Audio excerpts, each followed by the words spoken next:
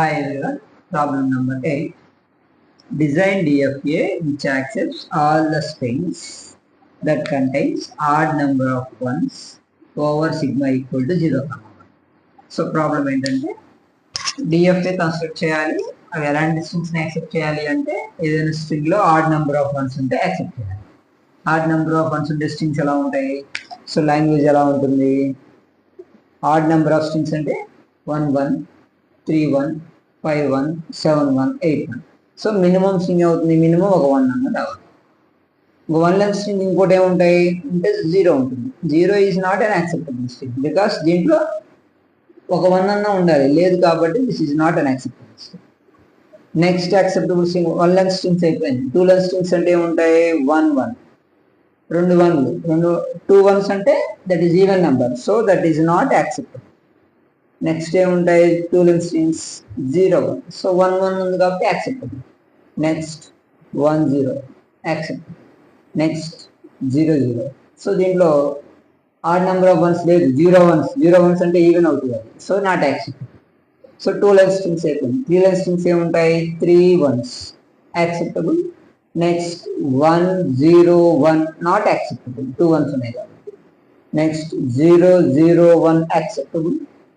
0 1 0 acceptable.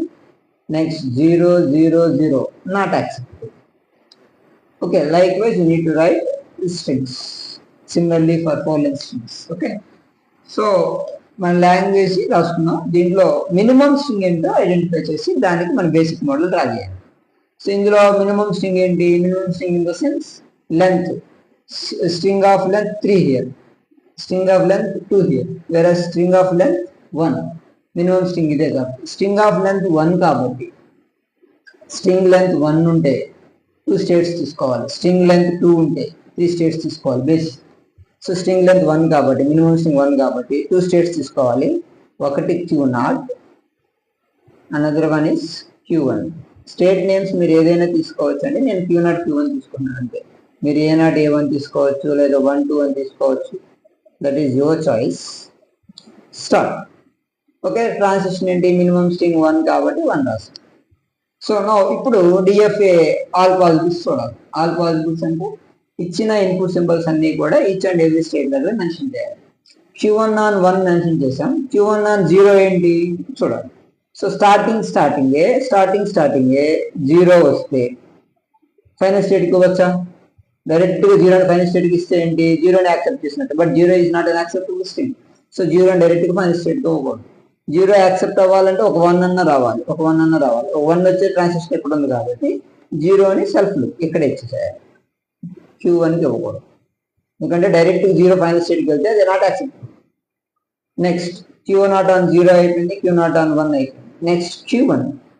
So ఏదైనా ఒక state దగ్గర ట్రాన్సిషన్స్ చూడాలంటే అక్కడ వరకు ఎంత ప్రాసెస్ చేసామో చూసుకోవాలి. సో Q1 దగ్గర మనం ఇప్పుడు ట్రాన్సిషన్స్ వస్తున్నాం కాబట్టి Q1 వరకు రీచ్ అయ్యాను అంటే డైరెక్ట్ ట్రాన్సిషన్స్ 1 ఒకటి. Q1 వరకు వెళ్ళగలిగాను అంటే నేను 1ని ప్రాసెస్ చేసినట్టు. ఈ స్టేజ్లో నేను I want see Q1 on 0, 1 0 అవుతుంది. Is 1 0 is acceptable string? 1 0 అనేది యాక్సెప్టబుల్ స్ట్రింగ్? అవును, 1 0 అనేది యాక్సెప్టబుల్ స్ట్రింగ్. అంటే Q1 దగ్గర 0 వస్తే యాక్సెప్ట్ అవ్వాలంటే ఇక్కడే ఉండాలి, వేరే ఎక్కడికి వెళ్ళాల్సిన అవసరం లేదు. సో Q1 on 0 ఇక్కడే ఉంది. సో 1 0 ఇక్కడే. నెక్స్ట్ Q1 on 0 అయిపోయింది. What about Q1 on 1? So transition చూస్తున్నామంటే Q1 వరకు రీచ్ అయ్యాను అంటే నేను 1ని ప్రాసెస్ చేసినాను. ఈ స్టేజ్లో I want see Q1 on 1, 1 more, 1 1 అవుతుంది. Is 1 1 is an acceptable string? 1 1, so it is not acceptable string. కానీ యాక్సెప్టబుల్ కాదంటే 1 ఇక్కడ ఉండకూడదు, ఇంకెక్కడో ఉండాలి, ఇక్కడ ఎక్కడికో ఉండాలి.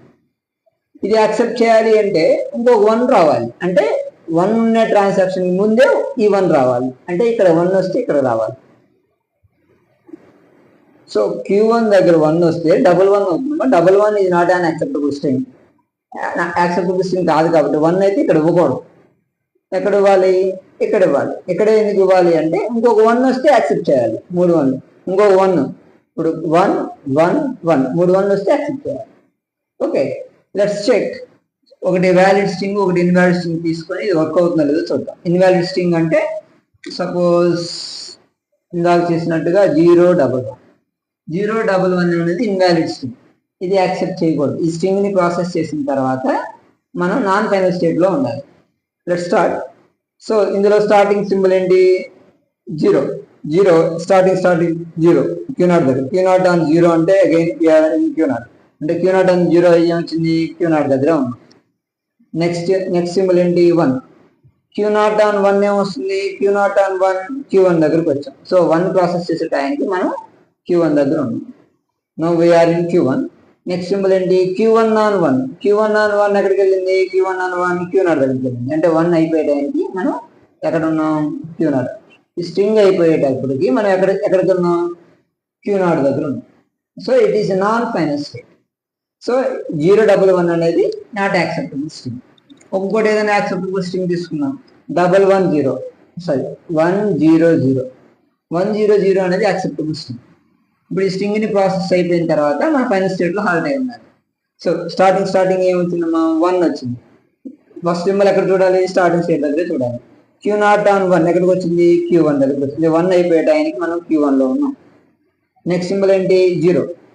ఇప్పుడు Q1 లో ఉన్నాం. Q1 ఆన్ 0 ఎక్కడికి వచ్చింది? సేమ్ స్టేట్ Q1 లోనే ఉంది. 0 అయిపోయే టైంకి మనం Q1 లోనే ఉంది.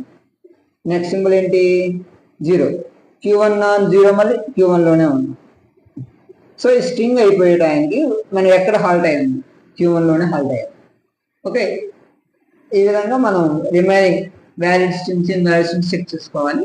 వ్యాలిడ్ అయితే ఫైనల్ స్టేట్ లో హాల్ట్ అయి ఉండాలి, ఇన్వాలిడ్ అయితే నాన్ ఫైనల్ స్టేట్ లో హాల్ట్ అయి ఉండాలి. ఓకే, ఏదైనా డౌట్ ఉంటే కామెంట్ బాక్స్ లో కామెంట్. Thank you.